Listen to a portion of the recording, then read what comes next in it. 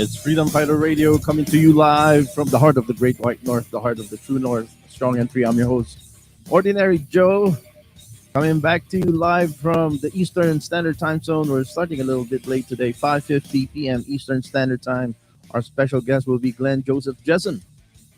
I might have misspelled that. I think it's Joseph first. Joseph Glenn Jessome. And we're both Joseph here tonight. So, folks, share. Share the link. As usual, we are going to be shadow banned as expected, but we are on all the platform right now: Twitter, Facebook, YouTube, and simulcasted on our free speech platform at Rumble, Odyssey, and the Freedom Fighter Radio app. But we are going to cut off from social media 40 minutes into the show, and so I'm going to apologies, folks. Welcome to all our Freedom Fighter Radio app listeners. We have just relaunched our radio app, and you can hear us now from Toronto, Ontario, Canada, to all of our audience worldwide. Welcome to the show as we go live. And we are going to cut off from social media in about 40 minutes into the show. So please find the link to our Rumble that I'll be sharing in the comments. Let me do that right now. If I still have the... Oops. Apologies. I don't have the link. I thought I have it. All right. I will do it right after our official start here. So this is Freedom Fighter Radio on a Wednesday night. Today is the 12th of April 2023. I'm your host, Ordinary Joe. 5:52 p.m. Eastern Standard Time. This is Freedom Fighter Radio. Our special guest is Glenn Jessome. Let's get the show started right now.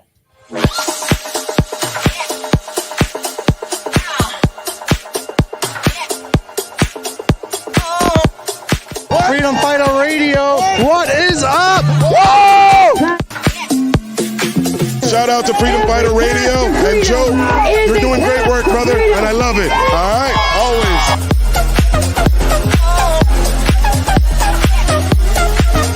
Make sure you listen to the Freedom Fighter Radio on the Ordinary Show.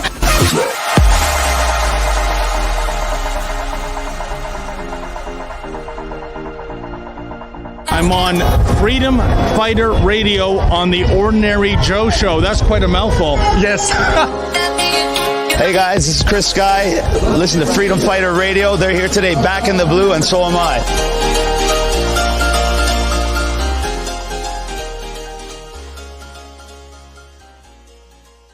Please consider supporting the OJTV production costs and be an insider member for only $3 a month. Go to patreon.com/OJTV Canada. Thank you for your continued support.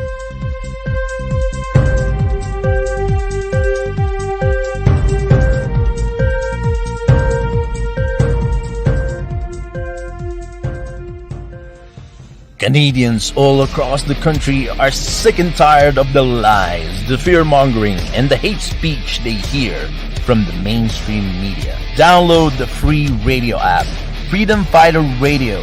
Click the link below, scan our QR code, join our mailing list, and get a free download of our Freedom Fighter Radio app only here on OJTV on the Ordinary Joe Show.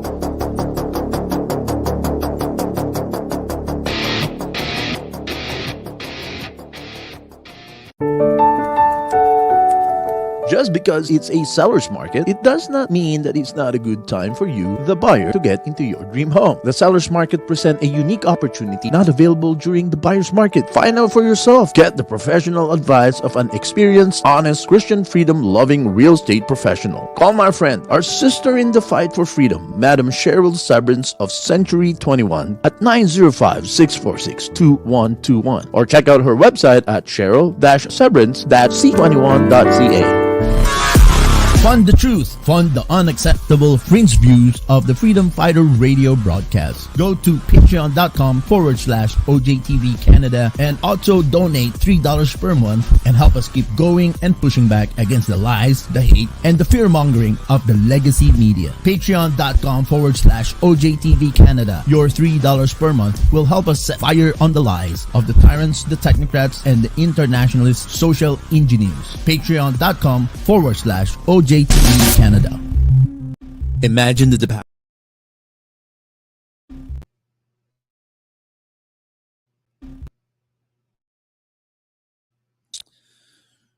Hello, folks. It looks like we have a little bit of a malfunction in our playlist there of our ads. Apologies for that. So, welcome to the show. I'm your host, Ordinary Joe. Our special guest tonight is Glenn Joseph Jessome.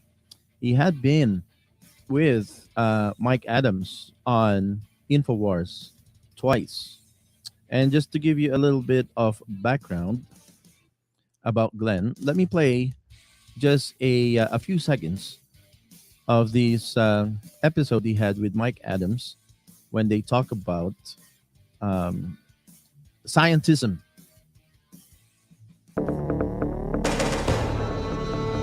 Prepare to discard your mental blinders. Counterthink with Mike Adams is now live on Infowars.com. So much that we're told in the name of science, and there's a demand that we surrender to whatever we're told in the name of science, as if science is this unassailable magical kingdom of truth. And this magical kingdom can say anything. As long as it's in the name of science, we are required to believe it. It could be vaccine science. It could be pharmaceutical science. It could be psychiatry. It could be cosmology, mathematics, or who knows, anything, right? But it's demanded that we believe it. And yet, in so many cases, I mean, think about it. Where in humanity have you ever found a group or a tribe of people who couldn't be corrupted, who wasn't biased, who wasn't capable, or who weren't capable of failure? Everywhere you go, in any tribe, in medicine, in finance, in government, in education, you find that when people have power, they exploit it and they abuse it.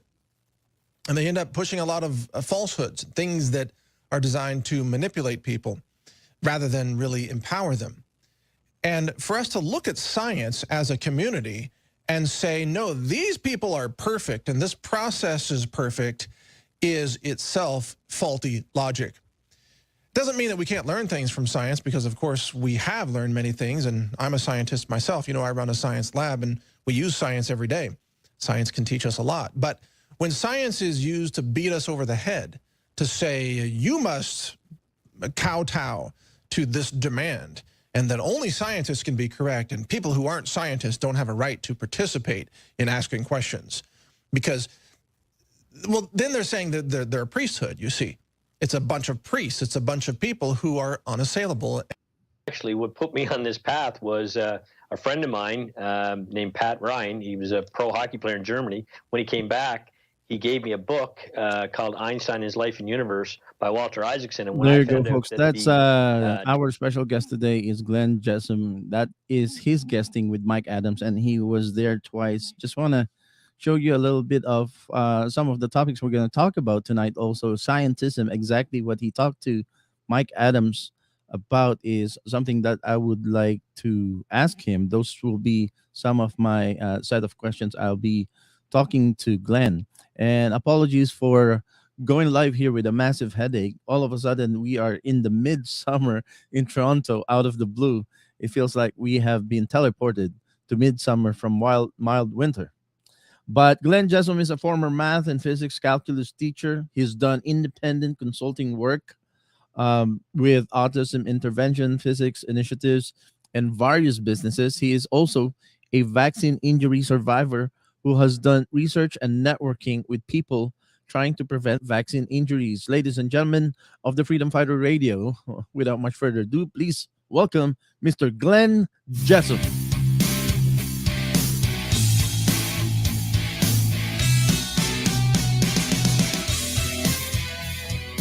Mr. Glenn Jessome.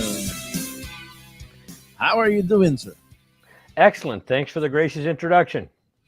Thank you for gracing us with your presence. I know you're very busy, and the generosity of your time is very much appreciated. And again, apologies for seemingly I have suffering in a massive headache where we were while we're live today, but the show must go on, as the old saying goes. Yeah. Hey, Glenn, tell us a little bit about yourself before we get to our back and forth. I know that you have a bunch of presentation you want me to put up here as well, and we are going to touch on something that is very relevant in the news cycle. But before we go to that, let us get to know you a little bit. Who is Glenn Jessome? Glenn Jessome.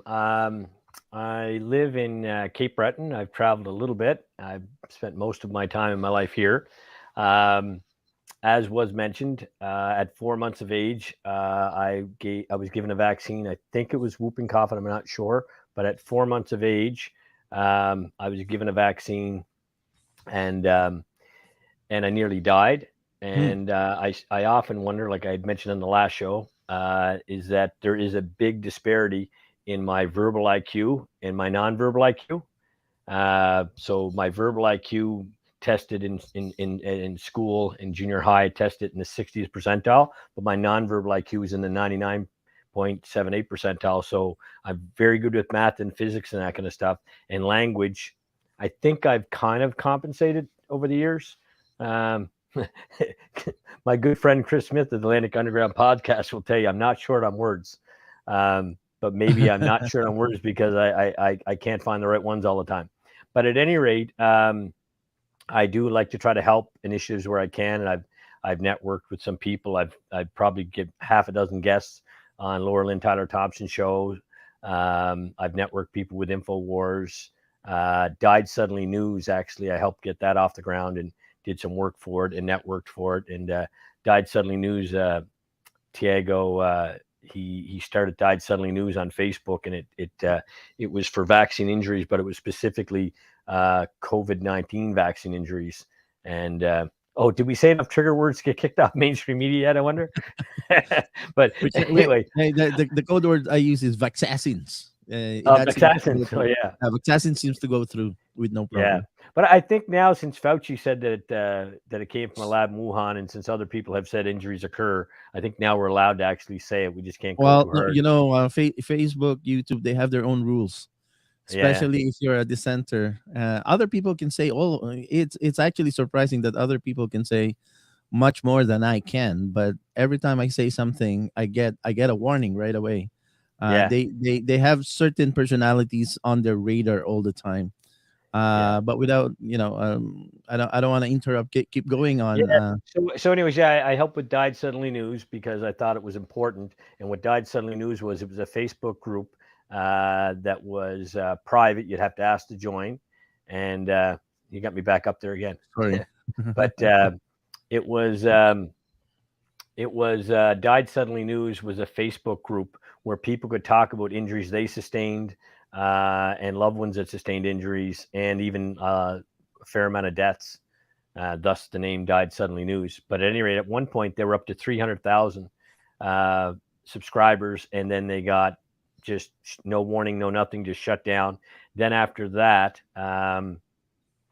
after the shutdown, they had a backup page that went to 174,000.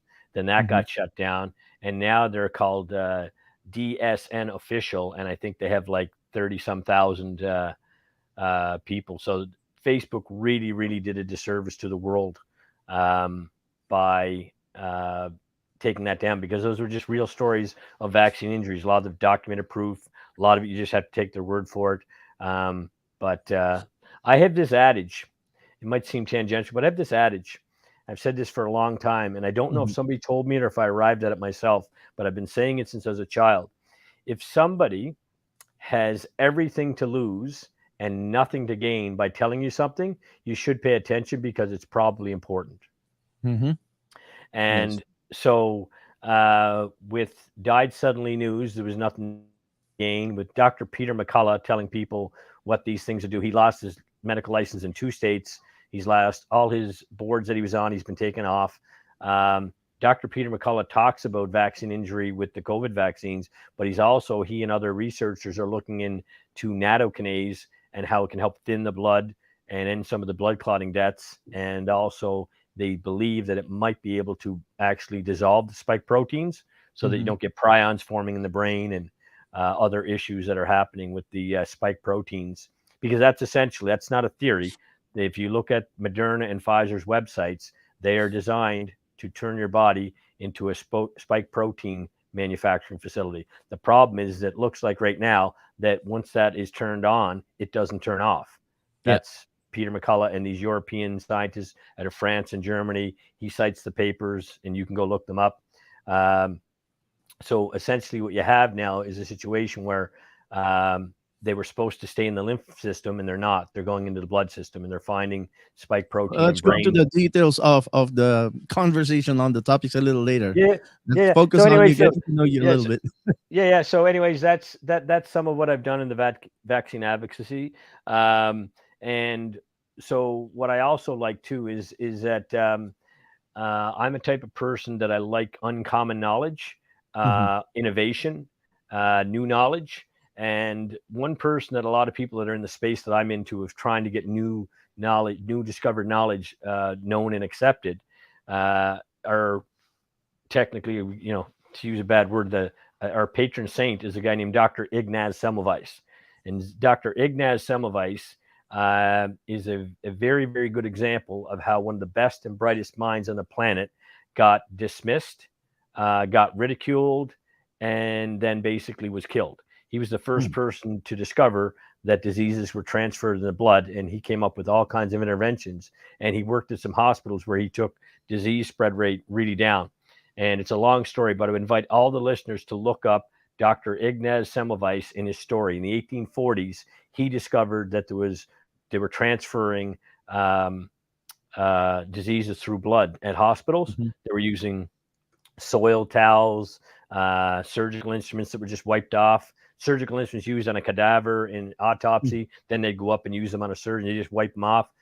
So anyways, Dr. Ignaz Semmelweis, after 25 years of working diligently to collect data to explain to people that diseases were being caused by blood transmission, his wife got him to, he thought he was going to go deliver a paper at a hospital, but it was an insane asylum. So they basically locked him up, and within 2 weeks, talk about cruel irony, within 2 weeks, he died of a blood disorder. So that's the thing. If you're dealing in beliefs, you're dealing in religion. If you're dealing in facts and knowledge, and again, I'm not bashing all belief systems, but if you're talking about science, science is not guided by belief. Science is supposed to be evidence, data, and you can prove things. But I think this is what you were talking to Mike Adams on this show. Yeah, you were talking about scientism and certain. There's scientism, which is the belief in the science, right? But there's also unscrupulous people working within science that want to push their agenda, so they'll lie. Okay, I have a friend of mine. He's a scientist. I hope he's not watching. I hope he never does, because one day he showed me on his phone. He showed me a graph of global warming, and when he showed me the graph, it was a graph that went straight across like this, and then just recently it spiked up, right? Just very recently. And Graham, so anyways, it was like a couple days after, I'm listening to a scientist, a geologist, who basically explained that they were growing grapes in the Middle Ages in Northern Europe, and they know that the temperatures were higher. But what they did was the graph prior to 1996 had spikes in it. But when they wanted to say that there's a global warming there, if they took all the spikes out, they flattened out the data, and they put the spike down and say, oh, we're all going to die, global warming, we're going to, the poles are going to melt, and we're going to be underwater, and, it causes storms and all this BS, for lack of a better word. But in this particular case, and I'm blanking on his name, I'm friends with him on Facebook, and he's on Joe Rogan a fair bit, and I can't believe I'm breaking on his name, but he's been on Joe Rogan several times. He talks about Younger Dryas. He talks about Gobekli Tepe, probably pronouncing that wrong. It's not my field. But he and Joe Rogan have spoke about this a lot. And basically, the data prior to 1996 looked one way, and after 1996, they changed the data to suit their agenda. That's not science. It's scientism, but it's even worse than that. It's fudging data, right? So while I'm on the topic of fudging data, and I got some preamble to do, but it's making me think about this, and I don't want to forget this. So I want to say something. Einstein was no Einstein. Okay, that's my comment. And every time I say that to people, most people say, "Oh, you're jealous of him." I'm not jealous of him. I'm a way better sailor. I keep myself in better shape. There's all kinds of ways that Einstein doesn't measure up to me. However, Einstein is now synonymous with genius. And I keep telling people, Einstein was no Einstein. And if you don't believe me, read the best biography ever written on him by Walter Isaacson. It's called Einstein, His Life and Universe. And it was after reading that book, Einstein, His Life and Universe, I discovered something, that for the last 30 years of his life, the discoverer of general relativity basically had a problem with general relativity. And he knew there was a flaw in it. And he told people that he had given up on the notion of ever understanding time. Well, special and general relativity are based on a flawed definition. He said, let time be that which clocks measure, and blah, blah, blah, blah, blah. And he built on that. But time isn't what clocks measure, right? I always say to people, does a clock with no hands still experience time? Will it fade? Will it rust? Will it corrode? Will it degrade? Yes, it's still going to undergo the physical effects of times, even if it doesn't have a timepiece on it. A good friend of mine said to me that was a great analogy. She liked that. I said, just ask somebody a question. Does a clock with no hands experience time? Yes. So Einstein's definition of let time be that which clocks measure was actually wrong. And we can get into that in a little bit. But essentially, what happened to me is after reading that book, I'm like, okay, the guy that discovered special relativity and general relativity, which is our current theory of gravity, he had a problem with his theory. He said there was flaws in it. He asked his colleagues to look in them. But by that time, the belief system had taken hold. And now people who go to university, who like to use the word quantum a lot and like to use the word quantum mechanics, quantum just means, it comes from the word quantity and it means small. So here's the thing. Einstein has 10 equations. I don't want to scare anybody with any math because your viewership might get cut in half right about now. But I'm not going to explain them, but just conceptually, everybody should be able to understand this. Einstein had 10 equations. His 10 equations work to describe where the planets are going to be in our solar system. Okay? And that's great. That's a great thing. The planets in our solar system, the moons that we have around the planets, Einstein's equations describe that.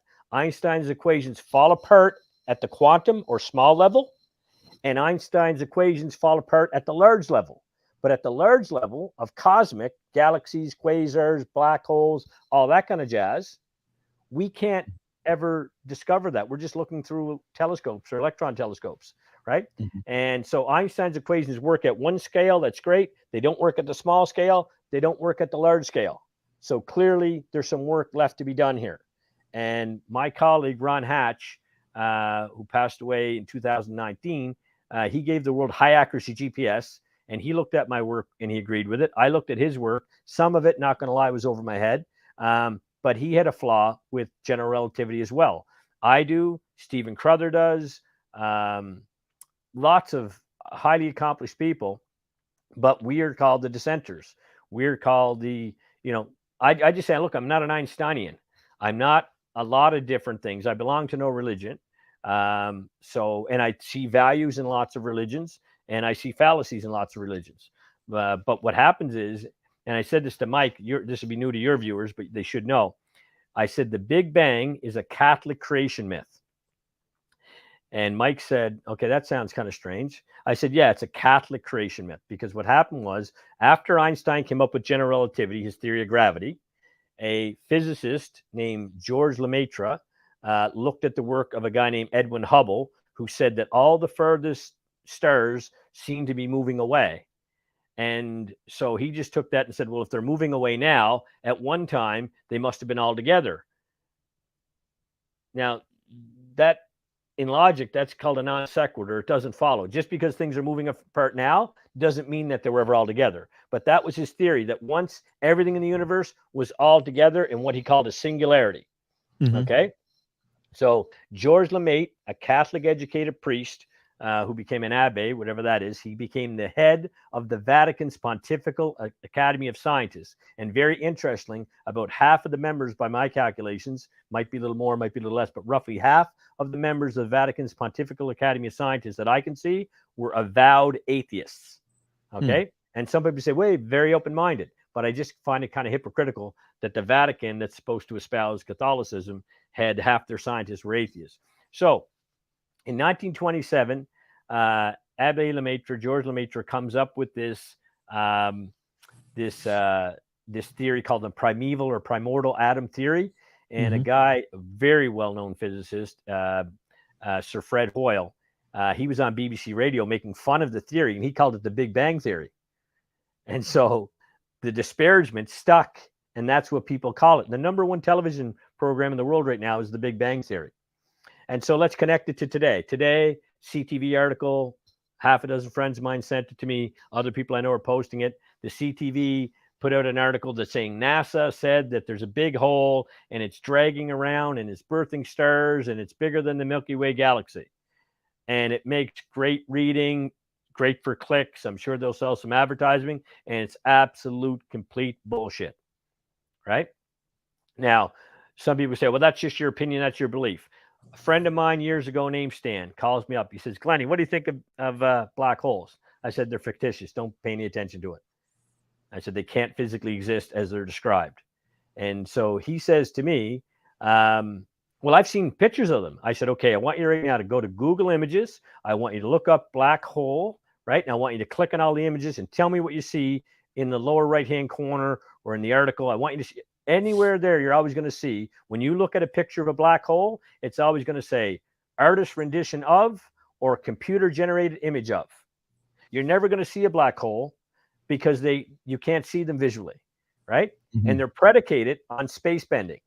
Now, I can take a metal object like a burr and I can bend it. I can take the path of light and I can bend that path of light. You can do it with water and a flashlight, right? You want to bend light. But bending space is what general relativity is predicated on.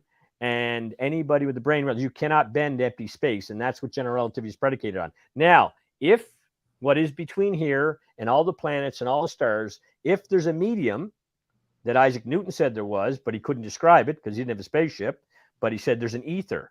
There's a luminiferous ether, that which light travels through. So we know that we have light coming from the moon. It reaches us. It passes from there to here. It goes from, the moon reflecting the light into our atmosphere. That may distort it somewhat, and then it comes to our eyes, and we perceive that. Okay? So there's a distance between here and there. Now, Einstein did away with the ether and said, no, there is no ether. There's no contents in outer space. All there is empty space, and it bends. And here are the equations that describe how it bends. But again, remember, Einstein's equations don't work at the small. They don't work at the small, and they don't work at the large, right? So they only work at a scale. So Einstein's equations, although useful. The other thing people said is Einstein's equations tipped over Newton's work. How can you tip over Newton's work if in your equations you have big G that was given to us by Newton? He might have augmented his work for this area, but he also led science astray in people thinking that you can bend time and that you can, that you can bend space and that you can warp time. Because another thing about Einstein, and you see this in science fiction before we get ahead of ourselves here, Glenn, most of our viewers, I know you have the Jessome Society also tuning in, but most of our viewers are ordinary Jane and Joe Canadians here. So they're like yours truly. These are fascinating for me, and I can listen to all these kind of scientific explanation for hours. But I think the average person probably needs to, let's take baby steps. Okay, we'll take baby steps. Have most of your audience, you think, seen either Star Trek? Before we get into the details of what you're explaining, first of all, what attracted you? And let's go to this news cycle that you gave to me to share. Breaking news from, is this from NASA or is this Canadian? It's NASA. CTV is reporting it. NASA made the finding. They're saying, All right. So we'll play that. NASA Yeah, these people at NASA, they believe what they've seen. You can play it. Yeah, go ahead. Yeah, let's play that. But before we play that, let me ask you some questions. What attracted you to? Why is it important for you to disprove some of these? Well, we were talking about scientism, and Yeah. part of scientific process is to question the official narrative. But why this particular official narrative? What attracted you to kind of look into the theories that Albert Einstein were proposing, and what Mhm. attracted you to that specific Uh, topic? always been since I was a kid. Big fan of the truth. So my uncle likes to tell this story. He said I was 3 years old, and my grandmother gave me a piece of pie, and she said, "How's the pie, Glenn?" And I said, "Great, Nanny, but the crust is a little tough." And he laughs at it, and I just thought it was hilarious because she asked me a question. I told her the truth. It's not just this topic; it's every topic.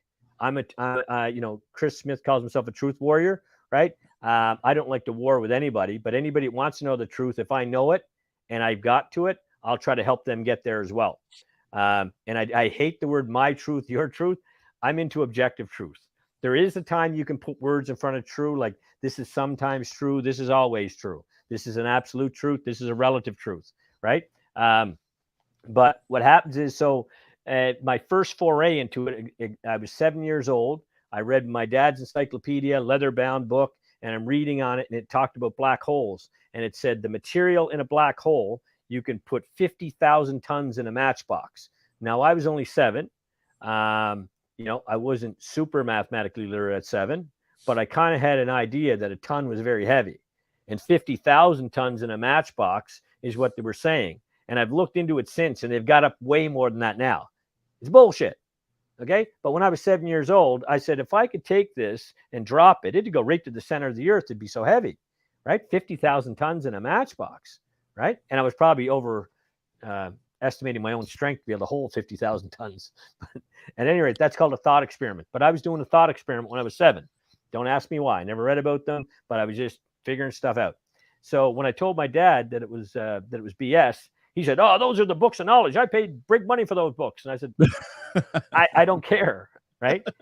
I don't care. Well, the scientific process, but it smells like BS to me. So what happens is I go on to become a math, physics, calculus teacher, and I'm literate in those areas. Some people, you yourself, have even called me a scientist. I don't have a PhD in science.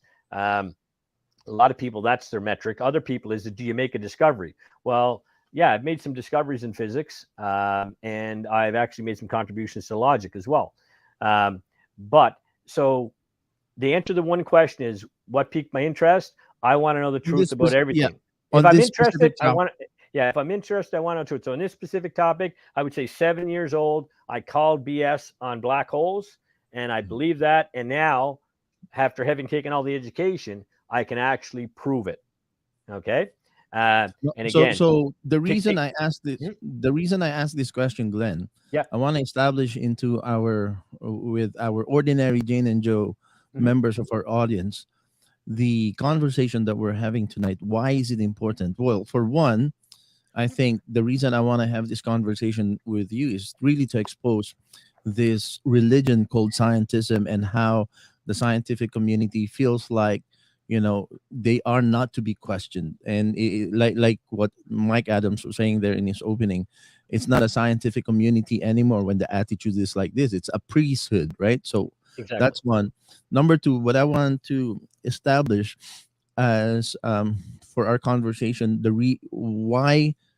reason behind why this is an important conversation, specifically your you're questioning the theory of relativity by Albert Einstein, is because one of the things that's fascinating among many members of the freedom community right now is what's going on with all of these display of demonic and spiritual and all of these things that are happening in many places, such as the Grammys and such as many places, and particularly we've seen that during the opening ceremonies at the CERN, right? CERN with the Large Hadron Collider. So a lot of ordinary folks are wondering what is so important with smashing atoms together at the Big Hadron Collider. What's so important about the the Higgs boson, and Yeah. what's so important about all of these physics theory that how does it affect our daily lives today? Why do we need to care about these things? Well, it's funny because the average person that's using a electronic device has no idea how to fix it, and they definitely couldn't build it. So you can always make the argument we don't have to know how things work. But getting back to truth and freedom, your freedom radio and truth and freedom go hand in hand. And without one, you can't have the other, in my opinion. So why is it important? Personally, myself, I'll just give you one example. I could answer that one question. I could spend 10 hours on, okay, but I'll cut to the chase. Over at CERN in Geneva, okay, what they're actually doing is they're taking a hydrogen atom, okay. Now don't get scared. This isn't chemistry class, kids, okay, and I'm not great at chemistry myself, but a hydrogen atom has three features, okay. It has a neutron, a proton, and electron supposedly orbiting it. Okay. So what they do is they take the electron off, right? They take the neutron out and they have protons and they put them in a particle beam, it's called, and they put it around one direction. And it's a big, I forget, 26 kilometers, something like that. It's a big track. Yeah. And they put them in different ways. So they have these hydrogen atoms that have two things removed that create hydrons. That's why it's called the Large Hadron Collider. And when they go around, they smash them. And for a trillionth of a second, they thought they might have seen something that supposedly kind of might be like a Higgs boson. And then they went and gave him a Nobel Prize for it. And says that little thing that showed up as a blip for a trillionth of a second, that's what gives gravity to all objects. And the Higgs boson has to exist in a Higgs field. So that disproves Einstein, because Einstein said space was empty, and they're saying, no, it's not now. There's a Higgs field that goes through all the universe. And this Higgs boson all through the universe gives us gravity. So their own work there refutes the other belief that they have. It's hypocritical. So there's another thing. I'm allergic to hypocrisy, right? You tell me something today and you tell me something tomorrow that's the opposite, I'm going to remind you. It doesn't work with Dara Cantergrade. I don't win friends and influence people when I call them out on their BS. So why is this important? Some of the best and brightest minds and some of the biggest money and resources are going into CERN in Geneva, and it's an absolute complete waste of time. Well, what they have done to some of your friends, and this is what I try to say on Laurel and Tyler Thompson show. What they've done is they put the destroyer words, Shiva, the Indian god, the destroyer world, they put it out with 8 arms and this destroyer of worlds, and they put out a narrative that we could create. Alex Jones says it all the time. They could create a strangelet, and the strangelet could turn into a black hole, and the black hole could suck up the whole planet. We could all die. That sells products for Alex Jones, but it's hysteria, it's fear. So what do I like to do? I like people to know the truth so that they're not afraid. This is not my opinion. I just told you what they do at the Large Hadron Collider, okay? And by taking small objects and smashing them together, you're not going to rip a hole in the fabric of space-time. You're not going to open up a portal to another dimension where the destroyer world is going to come in, or Satan or Lucifer. A lot of people who are highly academic, highly scientific, have high IQs, a lot of these people tend towards atheism, and they like to troll religious people. I'll say that again. A lot of highly academic, highly intelligent people who are atheists, they like to troll religious people. And by making people afraid, they put fear over them. Okay? Now you could say, how does this even relate to COVID? What did they do with COVID? They made everybody afraid. When they're afraid, they took jabs. So now you have people the religious people are afraid of what they're doing at CERN. All they're doing at CERN is wasting time, wasting genius brain hours, wasting money, wasting resources, wasting electricity. That's what they're doing at CERN. Well, it kind of defeats their purpose of trying to justify billions of dollars of funding that goes into CERN, and even a lot of the members of the scientific community are questioning: is it worth all the billions of dollars just to discover the Higgs boson? I think that's so far for the many years and the billions of dollars that has been put into that Large Hadron Collider. That's the only thing that they can show for so far is Yeah. the discovery of the Higgs boson. Is that worth it, Glenn, to discover the No, Higgs boson? they didn't discover it. They Or saw a signature of something that indicated that might possibly be this, right? You yeah, have to actually read the words. But the other thing I was about to and say the there, question is, was it worth it? no, it's not worth it at all. It was never worth it, right? It was never worth it. But the thing is this, just like what happened on the show a minute ago, and I'm not being rude and I'm not being argumentative, but I'm just using this as an example. A few minutes ago, you said, this is average James, this is average Joe, okay? As soon as I mentioned the word math, calculus, physics, right? Ordinary Jane and ordinary Joe. 85% of people, as soon as I mention those words, are going to get intimidated. I do the opposite. I've seen physicists put big giant equations on boards. Some people want to sell memes on Facebook, big giant equations on boards. Well, if you've seen a board full of Chinese and you don't read Chinese, of course it's going to be Chinese to you, right? But a real physicist would say, this is this variable and it represents this. This is this variable, it represents this. Here's how these two things are related. And they'd build up from there. The average Jane and Joe doesn't have the time for it. So what I'm saying is here, I have a mathematics degree from Dalhousie. I'm mathematically literate, okay? My minor was in physics, okay? I've been looking at this stuff since I was a kid. I've been studying it, and there's all kinds of people with PhDs. If they watch this, they say, oh, don't listen to him, he's crazy. Debate me, please. Debate me. I would love to debate you, right? No, that's what I would say to them. That's what I say to them, not you, Joe. Those who will be attracted to debate you are those who are also in the intellectual level. No, they won't. They won't debate me. That's what I'm saying. You'd never get a physicist to debate me. Yeah. They would never debate me. A physicist would never debate me. Okay, wouldn't happen because my point is they would be condescending. They'd say, "Oh, Glenn is silly because he doesn't know what we know." No, Glenn is not silly. Glenn doesn't believe what you believe, and I can take your beliefs and I can crush them. Okay, and nobody wants to hear that because it doesn't sound nice. Right? Why is it like? Let's establish why is it important for. I didn't say average Jane and Joe. I said ordinary Janes and Joe. We might be ordinary, but we're not average. Okay, good. Yeah. So ordinary Janes and Joes. Yeah. Why? Well, basically, it's holding back this information. It's holding back science. I said this to Ron Hatch. Ron Hatch gave us high accuracy GPS, and he and I spoke about the flaws of general relativity. And I said, Ron, according to my work and according to your work, now you're a senior here, and you're the guy that gave the world high accuracy GPS. You can look this up. Ron Hatch gave us the Hatch filter. Okay, the guy built satellites, worked with atomic clocks. You don't get higher level than this guy. I helped him edit a paper that we put to NASA, and we had to try to dumb it down so the kids could understand it. That's how advanced this stuff was that Ron worked on. But I asked this question to Ron, and this is basic. You'll get this, so don't be afraid. Okay, I said to Ron, according to your work and according to my work, when I look at it, it's a damn good thing we can't travel to deep space because we get lost. He said, you're exactly right. And I said, well, you turned your gaze into the planet when the accuracy GPS was down to the meters, which is great, but it's not great for $1 million farm tractor that could go into a ditch. Ron brought the accuracy from 3 meters from GPS down to the centimeter level. I said, why don't we turn our gaze using your and my different concept of general relativity, and we could have more accuracy for when we do get the technology to go to space, we don't get lost. Because right now, with our current models of gravity, we would get lost. Things are not in space where people think they are. Okay, so that's utility, but that's a couple hundred years down the road, maybe 50, maybe 100, maybe 200. I don't know.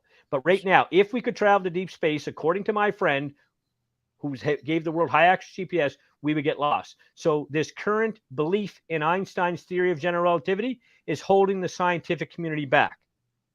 Quantum computers are not going to happen with the current thinking that persists in the physics community. A lot of people want quantum computers to happen. They're not going to happen until they have a view, right? Till they have an accurate view. So there's too many answers to your one question of why is it important, but it's important for saving resources. And just think about this. If all the geniuses and students that want to go work at CERN on the biggest machine in the world, on the biggest supposedly most important progress, if those brains were working on something worthwhile, who knows what we could do. So to understand in plain words, what you're saying is, without having to disprove this fallacy that was being brought forth by Albert Einstein, we cannot move forward in science when a lot of these what's the word I'm looking for? A lot of this assumption was based on Albert Einstein's theories, and a Yes, lot of other scientists are using that. That is hmm holding them back, and they cannot move forward and develop more technology that's if right. they base their theory on what he is That is right. Because what they do theorized. is they have a knee jerk reaction. They always say the same thing. You know, religious people chant the same line over and over and over again. They always say all the experiments agree with Einstein's equations. No, they don't. They don't at the quantum. They don't at the cosmic. They work at scale. And when you say that to a physicist, yeah, but no, what I just said is true. Einstein's equations don't work at the quantum. They don't work at the cosmic. Now, what Mhm. they've done is Stephen Hawking and these guys, they have said, if we can mesh quantum mechanics, which is an incomplete theory, with general relativity, which is a flawed theory, and I know it to be flawed, right? You can't mesh a incomplete theory with a flawed theory. You need a new theory, right? And I say that same thing in the freedom movement. Buckminster Fuller said, you do not defeat a paradigm by fighting against the existing paradigm. You build a new paradigm and make the old one obsolete, right? Build a Mm. new system, make the old one obsolete.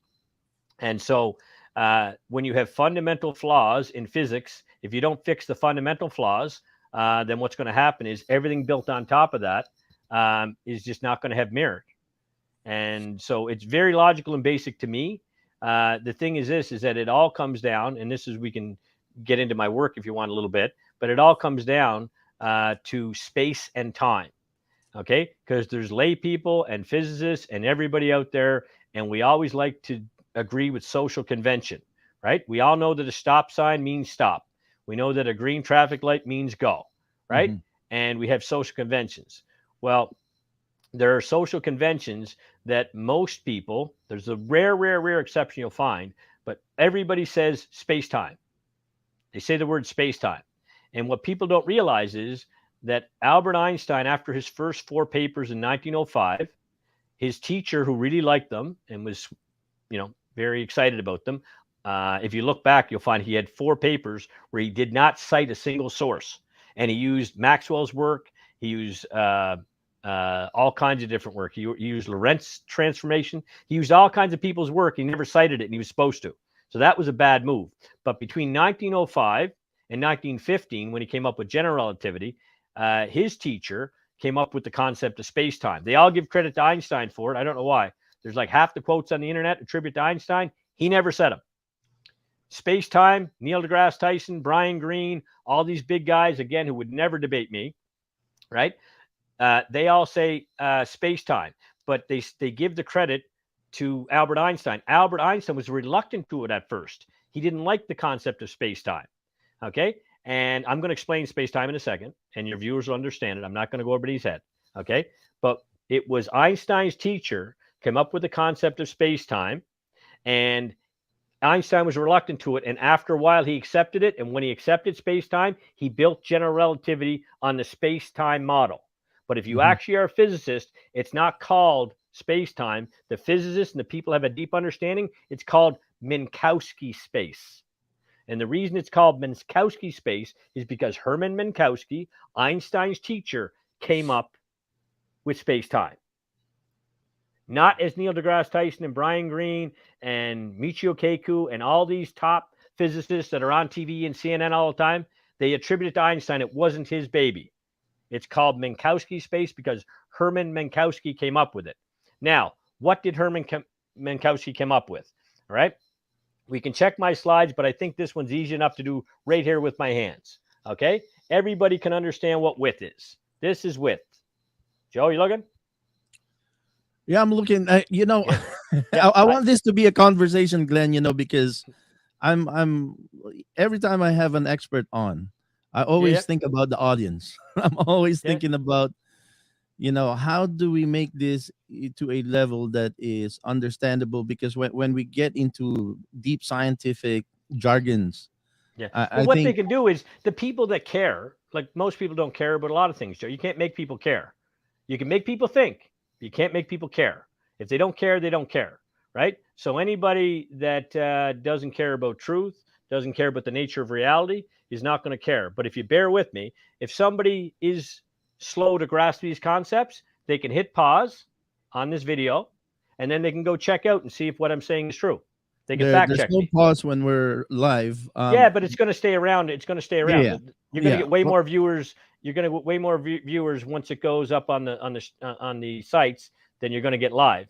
But yeah, but there's some things that you can't simplify to the point. Like I'm here talking about quantum mechanics and physics, and I'm saying if you give me the opportunity, I think I can make it simple enough that anybody who cares can understand it. Now, so I think people care Mhm. when they understand why they need to care. So that's just how Jesus is one of the greatest teacher. He would go into deeper conversation than what we're having right now, but he would simplify it for the ordinary person to understand. And I think it's a two-way street. I think because what your knowledge and your wisdom and all your insights that you're sharing, I think, is important. But like I said, I think it's two-way street. We have to try and make them understand why they should be interested, not forcing them to get interested. And that's why I think that's my role, is to try and ask the what you so-called dumb questions. But there is no such thing as a dumb question, right?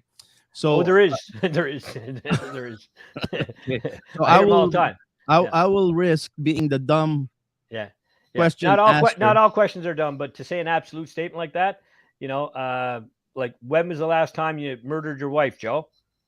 That's a dumb question, right? She's still alive. You didn't murder her, right? Well, so there are some dumb questions. Now, that's a leading question. But Glenn, bear with me. I'm trying to help you here. I'm trying to help you to meet with the ordinary Jane and Joe audience here. Well, I do not want to debate with you if there's a dumb question or not a dumb question. No. What I'm trying to explain to you is a person who is not as high level as intellectual as you are, like myself. I have that we had long conversations offline, and that I am sincerely and authentically curious. Yes.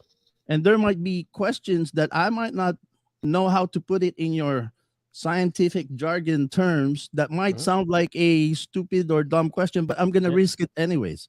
Yeah. Because some people might be in the same level as I am, who wants to know, why should I be interested? Because I think your message, what you're trying to talk about, is important. I just don't want us to lose the ordinary folks listening, because you're like out in space and we're still trying to catch up to you. You understand what I'm trying to say? I understand what you're saying, but we just spent about 8-9 minutes on that. Okay, so what I was trying to do with my hands, we spend more minutes. What I was trying to do with my hands, and I don't want to seem argumentative, right? But what I'm saying is, you did say that you had a headache. It's a heat wave there and everything else. If you will allow me to speak about elementary grade school mathematics, can I do that? Sure, I'm still trying to get the reason. Why should I be interested in this? Why should you be interested in this? Okay. People go and watch science fiction movies all the time, and they see all kinds of things that they think are true. Right? All right. That will be more interesting if you put it in science fiction. I tried to before, and you cut me off on that one. I tried to say, do you think that your viewers watch Star Trek? Sure. Yeah. Are they familiar with the concept? Okay. Okay, so Star Trek. I was trying to explain Star Trek. Okay, so the old Star Trek, the first one that came out, it would say warp drive, warp speed. Okay, now everybody knew warp meant really fast. Do you know what warp speed is?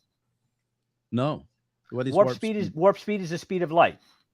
Okay, and so if you're going 2 times warp speed, you're doing twice the speed of light. Warp 3 is 3 times the speed of light. Warp 4, these are cool scientific concepts. These are these achievable? These are no, that's what I'm saying. But what happens is, because they put so much science fiction out there, they get people believing that this stuff is true. Okay. And I would just like people to know what is true. Okay.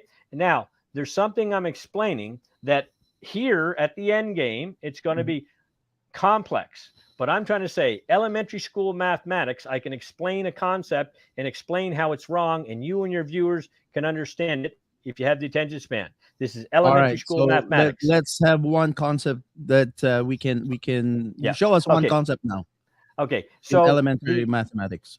Yeah. So basically, let me finish up on the warp thing too. But on the warp thing is this: is that Einstein said that you couldn't go faster than the speed of light, and he said the closer you get to the fast speed of light, that time slows down.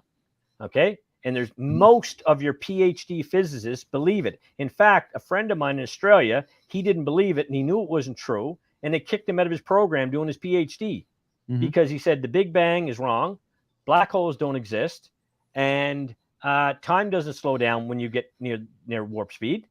But that was Einstein's fundamental thing with special relativity special relativity.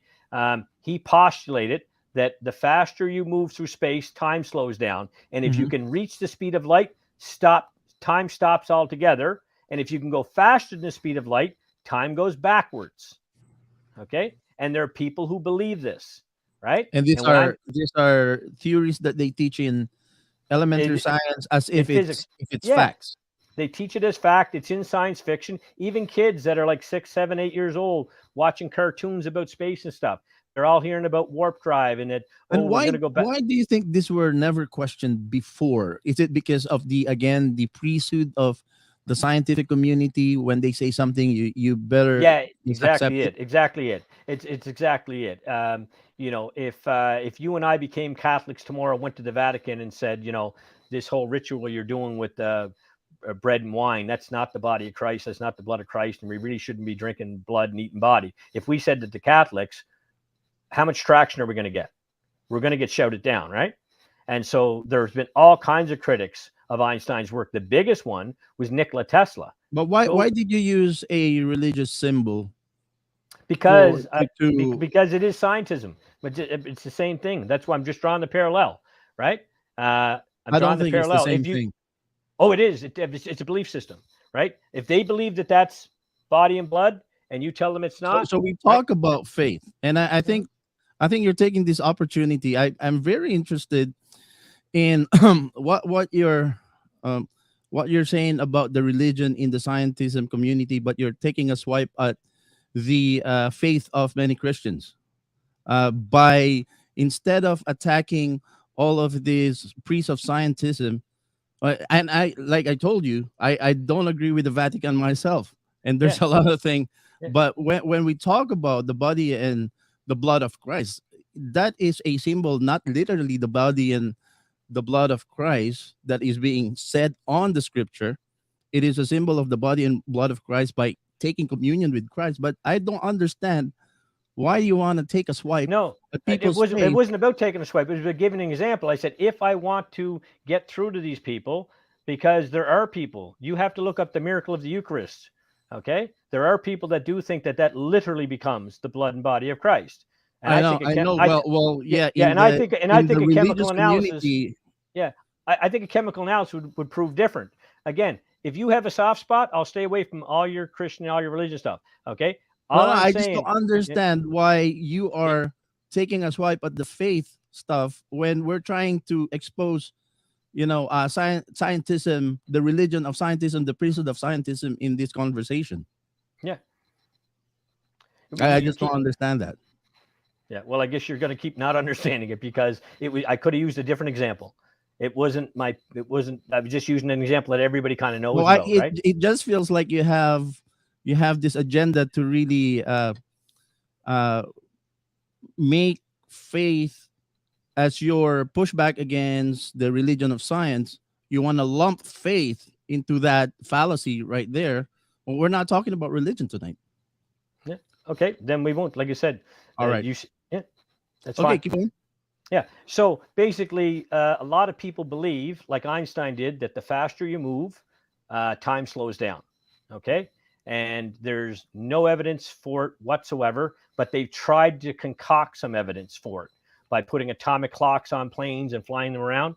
If two clocks are on the ground and they're synchronized and they go in planes and they come back and they read different, it just means they read different. They didn't experience a different amount of time. But the physicists will tell you that they experienced a different amount of time. So that's a belief that is strongly held in physics, that the faster you move, right, time slows down.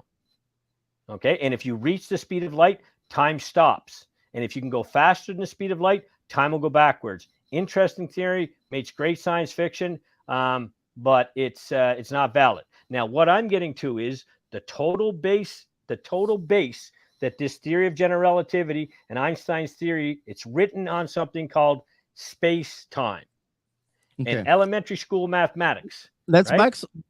back up a little bit, because I remember your conversation with Mike Adams regarding this relativity in terms of perception of time. It seems to me that he was pushing back against you when you were talking about the clock bias. Yes. And I'm not well versed in this particular, but I think that is fascinating. A theory, I think that the way they simplify this theory is, if there are twins who went to space, or there are twins, one go to space and the other one stays on Earth, when they meet again, one will be older than the other. Is that, what do you call that theory again?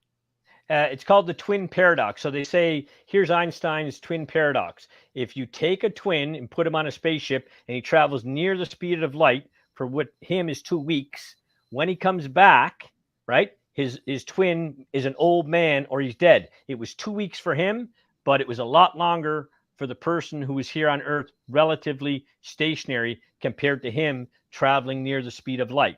So he travels near the speed of light for 2 weeks. He comes back, and his twin is an old man, right? And I remember when you and Mike Adams were talking about this particular topic, you were saying that theory is debunked because there's a clock bias.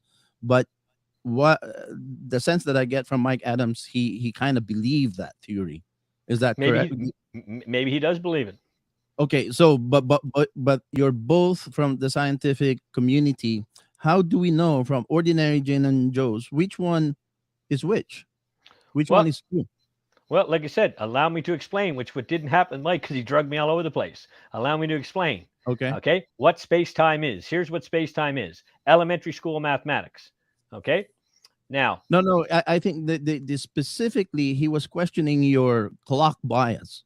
Yeah. Why does he question your clock bias? Well, and why do you think your clock bias is more valid than what he's saying? Because the concept of clock bias, one, I know it, I understand it, but it wasn't mine.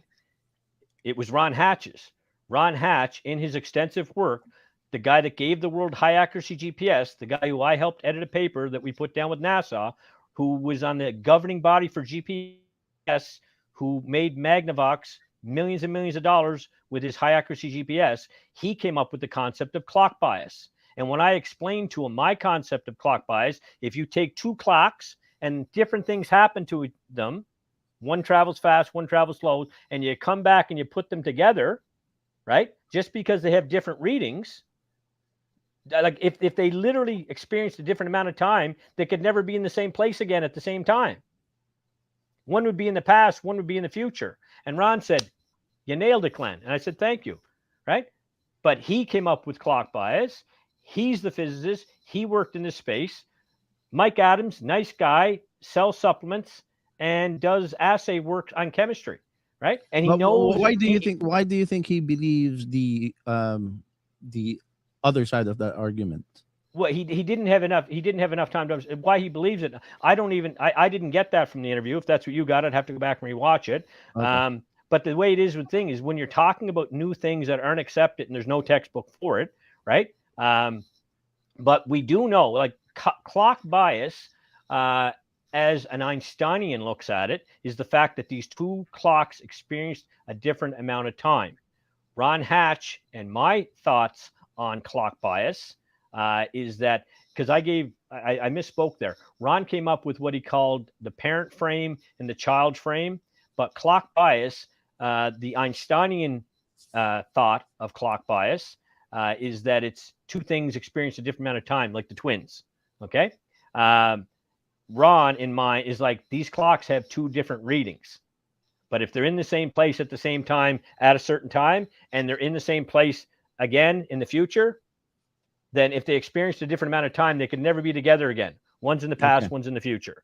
Okay. And he understood that and accepted it. I understood, accept that. So I don't look at Mike Adams as an authority. Mike's a good guy. like him. I helped him with a documentary when he was shooting down the determinism and atheism of Stephen Hawking, because I'm not an atheist, right? I declare that. I tell everybody I'm not an atheist at all. But I will call out fallacies in any religion. If I see a logical fallacy in a religion, I don't mind speaking it. Yeah, I don't because care if it's, atheism is like a religion on its own. Like it is. what we talked Atheism is the belief in randomness. Atheism is the belief that, and the advanced militant atheists right now believe that everything spawned out of nothing in a big bang. Atoms came into existence just because, and given enough time, atoms will form into proteins, and given enough time, proteins will form into DNA molecules, and DNA molecules will give us life. So there basically is a belief in randomness. They believe, given enough time, anything will happen. So I'm not an atheist, right? But I will use any religion's faulty belief system. And Catholicism was my own mother's favorite belief system. Yeah. And I had to call her after I did the interview with Mike Adams and explain to her, Mom, you might be upset because I said that the Big Bang is a Catholic creation myth, because it is. And I sat down and I explained to her how it was, and that there was a Catholic educated member who was the president of the Vatican's Pontifical Academy of Scientists. He was the top dog, and he came up with this theory in 1927. Yeah, so I know that. So I had to explain that to her. Yeah, but I don't want to get into religion anymore because that's your forte. My forte is logic. Like I told you, Glenn, I told you I'm not religious. I told you that, right? And I have faith in a man called Jesus the Christ, and I don't call that religion. And I explained that to you. So that's why I don't know when it feels like you have an agenda to badmouth people's faith. That's when I push back a little bit. But that's not. I don't badmouth the faith. You're mischaracterizing that. I'll disagree with that to the end. I don't badmouth people's faith. If there's a logical fallacy in Buddhism, if there's a logical fallacy in Islam, if there's a logical fallacy in Hinduism, any logical fallacy, I will call it a logical fallacy. Yeah, right. I'm with you when there's logical fallacy, when they're saying literally that the blood, the bread and the wine are literal blood and bread, and I don't agree with that, and I'm with you on that, right? But when we were talking about all the scientists and from the scientific community, all of a sudden you come and this, because this is in the Bible too. The blood and the wine and the bread and the blood and that represents the blood and the body of Christ. When you don't explain that on a thorough basis, and some people actually uses that to push their logical fallacy, and you lump everybody, all the Christian faith. No, I gave you an example. I said if we went to the Vatican, I just said if we went to the Vatican, I could have said this, and this wouldn't have tweaked as much. If we went to the Vatican and spoke against their beliefs, will they accept it? The answer is no. They won't accept it. So the parallel that you were asking me for, I used as an example, and you mischaracterized it and said I said things I didn't say, right? What I'm saying is, why is it that people haven't overturned Einstein? There's lots of books, but they're not popular. There's lots of books. It just felt like you have an agenda. You're feeling wrong. There's also. Well, that's my feeling, anyways. Yeah, and your feeling's wrong. Okay. Well, I don't have an that's agenda my feeling, anyways. You misvalidate what I'm feeling from you. Yeah, that's your feeling of what I'm doing. But I'm telling you, I'm not doing it. I'm just telling you how my I feel. Yeah. You can feel however you want to feel, Joe. But that's you can feel however you want to feel. Feel however you want to feel. Yeah, that's you're right to your feelings. I'll feel the way I'm feeling. My feelings over here. I can sense from my feeling how you are, bringing this conversation into, trying to badmouth people's faith. So I didn't appreciate that. But what is this about? What we're looking here? Tell me about this. Never seen before. NASA says a massive black hole leaving a trail of stars in its wake. Okay. So. Do you want me to play it? You can play it. Yeah, go play it.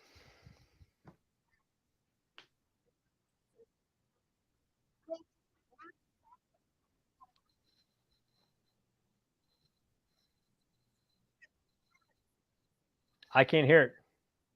You cannot hear it? I can't hear it, no. All right.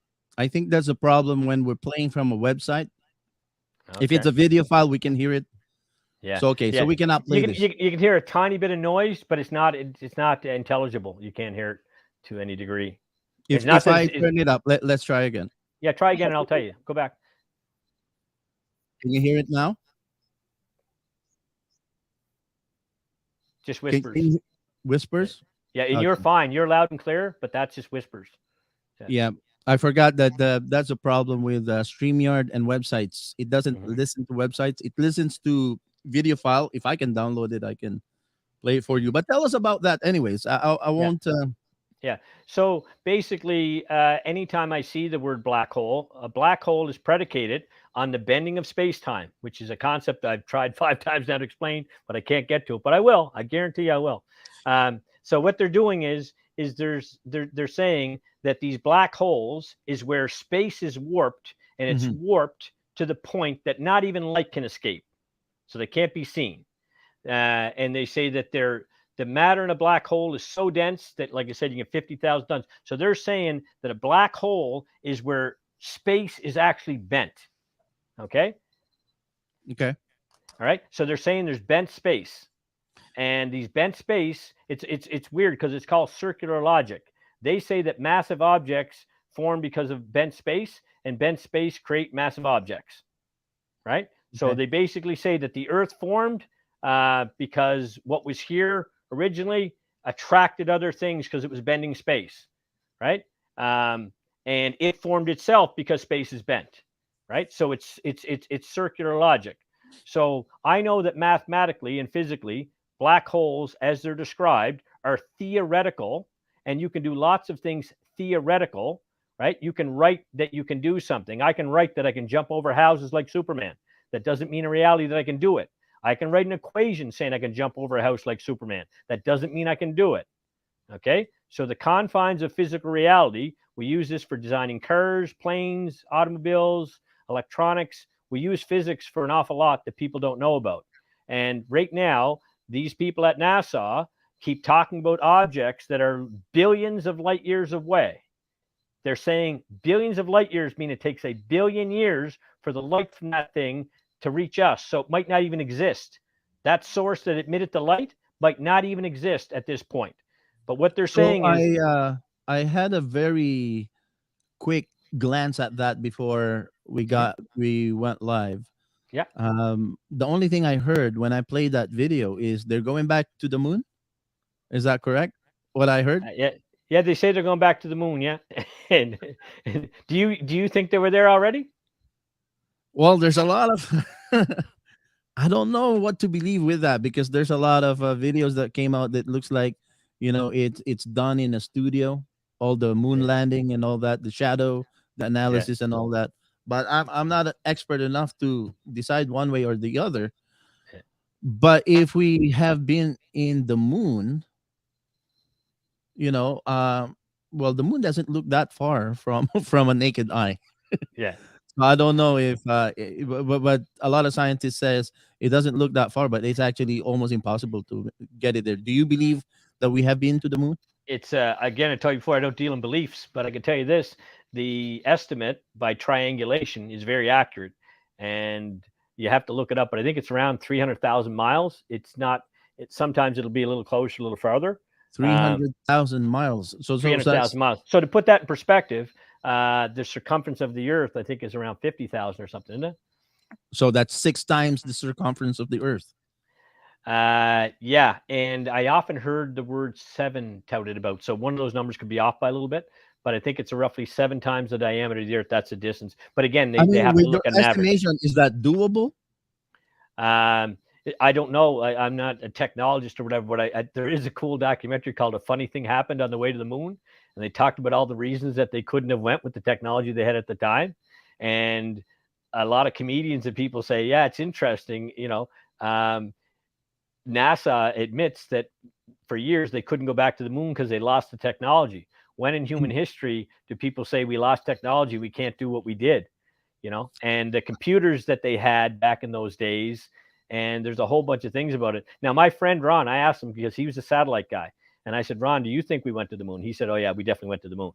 But we only have about 5 minutes left in our episode here. But what I want to ask you, what is the benefit of going to the moon? What is the benefit of going to the moon? I'm not the Why guy. did I think that happened in the 60s or early 70s. I Yeah. think in the 60s. Why Well, would Americans put a lot of billions of dollars into navigating space and going to the moon? Is there a practical yeah. I'm going to give value? you the. I'm going to give you the quick answer, and then I want to finish what I tried to start here, right? Because if you see the sign behind me, time is not the fourth dimension. I'm going to prove that to you in a minute. Yeah, But yeah. to answer your question, here it is, right? And I know you got a headache today. Is not your best day, Joe, right? But here's It's the all thing. right. Here's the deal. I survived. Prior to going to the moon, there was a race to get into space. Okay. Yeah. And the Russians won the race to get an object into space. It was called Sputnik. Sputnik. Yeah. Yeah. So they got in there first, right? And there was a big Cold War going on. Now, a lot of people forget something. These people that are Russophobes, right? That hate Russians, that listen to the CTV and the TV telling us the Russians are bad man. Okay. What they forget is in World War I and World War II, the Russians fought with us. And in fact, although a lot of American Against the movies Germans. a lot of American movies like to give the Americans and the Canadians the credit for winning that war. Well, the Russians lost 27 million people defeating Hitler and crushing his army. So, yeah, you had the 2 bombs dropped and whatever, but the Russians did a great job. But after Second World War, there was the Cold War that started, and we didn't, the United States and us, we didn't like the communism that was in Russia for good reason. But there was a high competition for superiority and military advantage. And a real cool thing, Sputnik went up first, but GPS was actually invented by the United States military. A general came in and asked his guys, he said, look, they've got a satellite up there. Can we track where it is? And they're like, yeah. And this guy did the Russians use that GPS technology to help them get into space first? No, here's what I'm saying. The Sputnik satellite went up, GPS didn't exist. But a general in the American Army asked the question, or Air Force, I forget what, but I've heard the story many times. Your viewers can look it up. But when that was orbiting around, the United States was tracking it. And this guy said, we can track where that is. He said, yes. And he said, well, could we do the opposite? Could we put something up there and track where things are down here? And then the scientists went to work because this guy asked a great question, which, again, one of the engineers might thought it was a stupid question. But it was a question. That's very interesting. That's very interesting. It means that the Russians were not able to track their own Sputnik if they didn't have the GPS technology. No, you're getting radar mixed up with GPS. GPS comes from satellite down. So the first satellite that went up, GPS didn't exist, but from ground radar, they could track. They could track where Sputnik was. And he asked the question, we're tracking it from the ground up. Could we do the opposite and track it from the sky down? Because they got a satellite, we're going to get one. And when we get one, would we be able to? So they went to work on it, and then they produced satellites, right?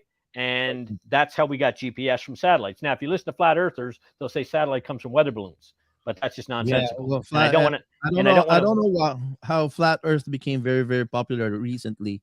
Last question before we go, because there is a documentary even from the scientific community who was saying, I understand the scientists, even in mainstream science right now, they for life to exist outside of Earth because of mitochondria does not exist anywhere else other than Earth, and mitochondria is very essential to start life as we know it. And there are science fiction movies that, if the last one with Brad Pitt depicting that they didn't find any life form outside space, and that movie that movie stunk in the box office. I mean, purposely, that they're bad mouthing all these kind of movies that purport theorize that there's no life, you cannot find life out there. What are your thoughts? You think life can exist, life forms as we know it, biological life forms can exist out there, if scientific community is saying that mitochondria cannot exist out there?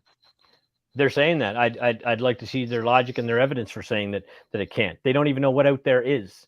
We don't even know what's at the center of this planet, right? We don't know what's at the center of the sun. The current theory of the sun is being overthrown right now by a guy that was a colleague of mine, but he got upset because I said something that tweaked his religiosity. And at any rate, you can imagine you can imagine that.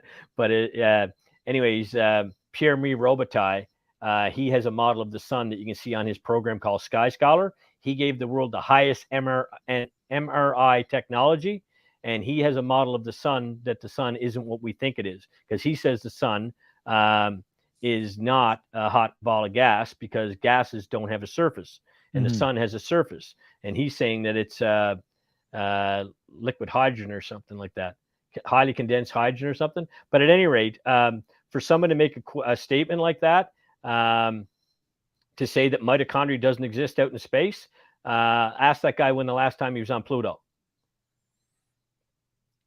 We don't know what's on Pluto. Yep. Right. We don't know what's on Mars. Right. And so, and then you look at the size of the solar Is system. that a fact that without mitochondria, the life cannot be formed? Is that a fact? I don't know that it's a fact. I know mitochondria are the energy production things for cells. So there's, when you look into cellular biology, I'm not a cellular biologist, but I studied the basics of it. And, if you ever want to see what I think is some of the best work around on cell biology is Dr. Bruce Lipton.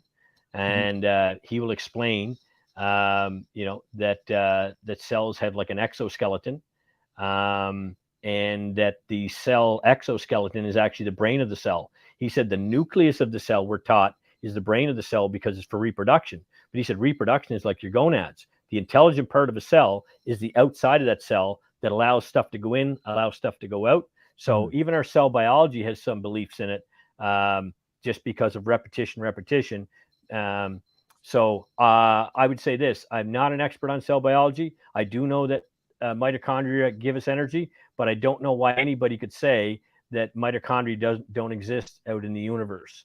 So again, there are people who would believe in aliens. There's people who don't believe in aliens. I don't know. And people who believe that there's, I would say you have to come down to it. An interesting question is that you have to, according to geologists, the core, everywhere we dig, we get heat.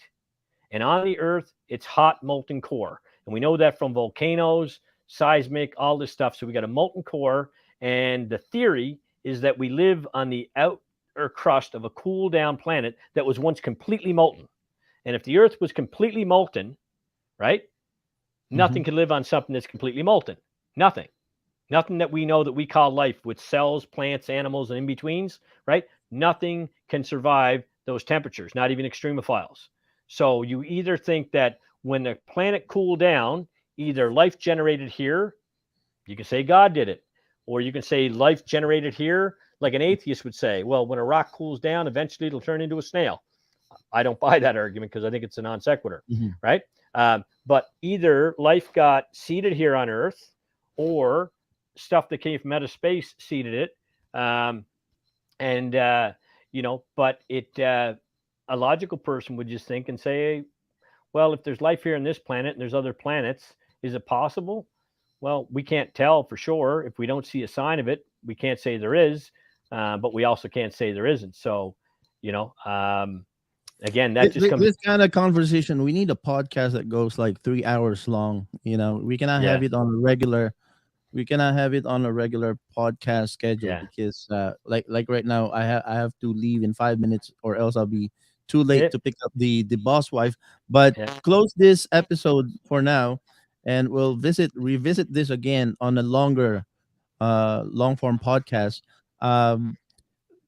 What we were before we got on live to this, what we in our offline conversation, we were talking about how you want to talk about time was there before the three the three dimensions, the point, the line, the plane.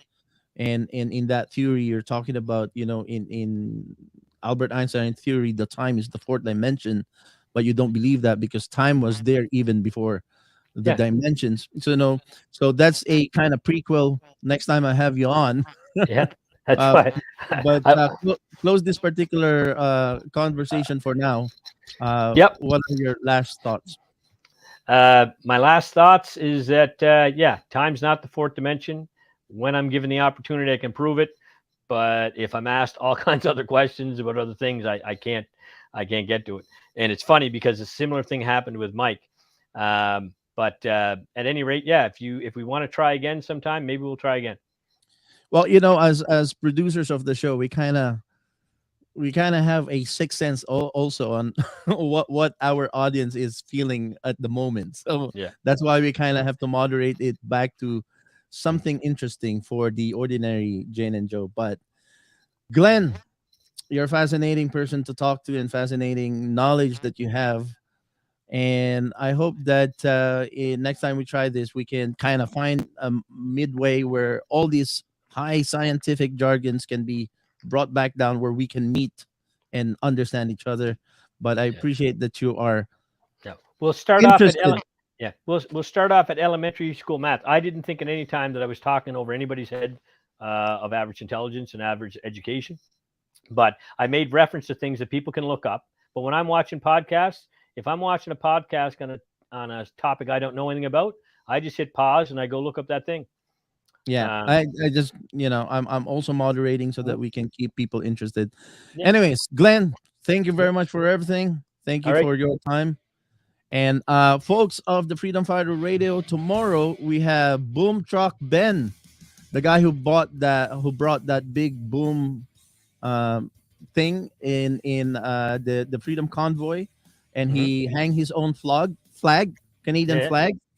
Yeah. And I don't know if you remember, during the inquiry, somebody said that one of the reasons they invoked the Emergency Act was somebody brought in a wrecking ball. Nobody saw a wrecking ball. And so tomorrow night, we are going to talk to Boom Truck Ben, who brought that big boom truck to hang the Canadian flag. But the people in Ottawa were so afraid of the boom truck that they thought somebody's going to bring a wrecking ball. So that's hilarious. All right. Take care, brother. God bless you. God bless everybody on the Freedom Fighter Radio audience. Hopefully next time we won't have any more massive headache. God bless you, sir. Take care. Cheers. Take care. Bye-bye. All right. Bye-bye.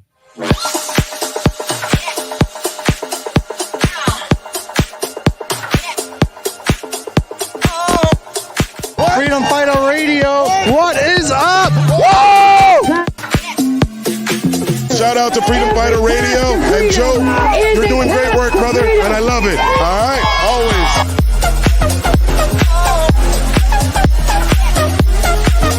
Make sure you listen to the Freedom Fighter Radio on the Ordinary Show.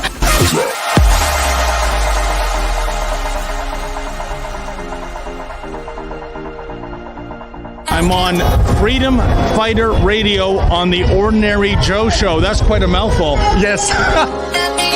Hey guys, this is Chris Guy. Listen to Freedom Fighter Radio. They're here today, back in the blue, and so am I.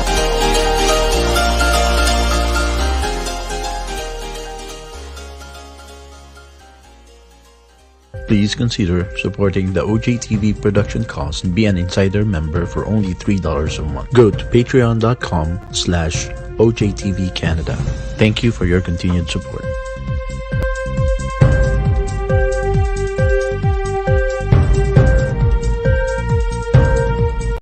Imagine that the power grid was totally wiped by an EMP weapon of an enemy state. Your stress level will go to the roof, your patience will be tried, you will have to think about both your own and your complaining children's survival. If you don't survive, your children won't when they are left on their own. Teach your children how to have the mentality of being survivors through a fun, children-friendly guided outdoor adventures with basic survivor mindfulness integrated in the fun outing activity. Call my friends Ernell and Victoria, who are experienced survivors. Call them at 905-252-8009 or email them at northernpacificcottages@gmail.com. A disturbing news. Doctors administer certain drugs even after the family have rejected it. Why? Because hospitals can charge $3,000 a pop for it. Meanwhile, they hid the fact that cheaper alternatives are available and it only costs cents. Do you know if you are paying the right price for your current prescription? Have you researched if there are cheaper yet equally effective alternatives? Call Shinlaza Pharmaceuticals at 1-800-206-0051 or email at info@shinlaza.com for a free consultation. Shinlaza Pharmaceuticals is owned and operated by a freedom fighter of the Freedom Community in Ontario. Hello, friends. I am Derek Sloan, the leader of the Ontario Party. You are listening to the Freedom Fighter Radio Canada podcast, only here on The Ordinary Joe Show.